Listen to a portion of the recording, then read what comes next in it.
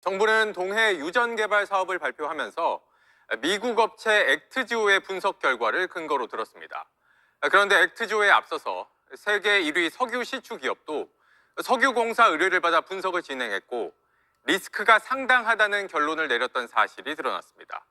그런데도 정부는 이 결론 자체를 비공개 처리한 걸로 파악됐습니다. 김필준 기자가 취재했습니다. 정부는 지난 6월 동해 유전 사업을 발표하면서 성공 가능성에 대해 구체적으로 언급했습니다.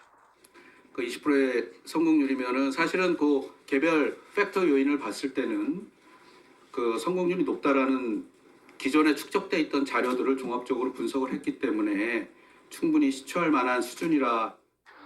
근거는 지난해 말에 완료한 액트지오의 분석 결과였습니다. 그런데 액트지오에 앞서 지난 2022년 말에 세계 1위 석유 시추 기업인 슐럼버그가 석유공사의 의뢰를 받아 분석을 실시했던 것으로 파악됐습니다. 우드사이드와 석유공사의 탐사 유망성 관련 자료를 재평가하는 용역이었습니다. 그런데 석유공사는 슐럼버거의 분석 결과 보고서를 받고도 그동안 비공개했다가 국정감사를 앞두고 국회에 제출했습니다.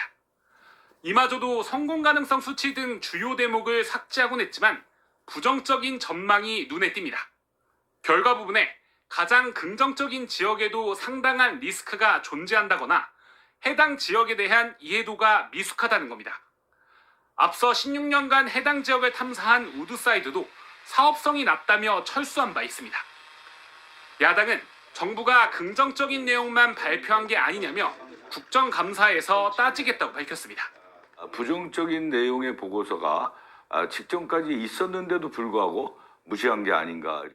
이에 대해 석유공사는 슐럼버거와 액트지오 용역은 목적과 내용이 완전히 다르다고 주장했습니다.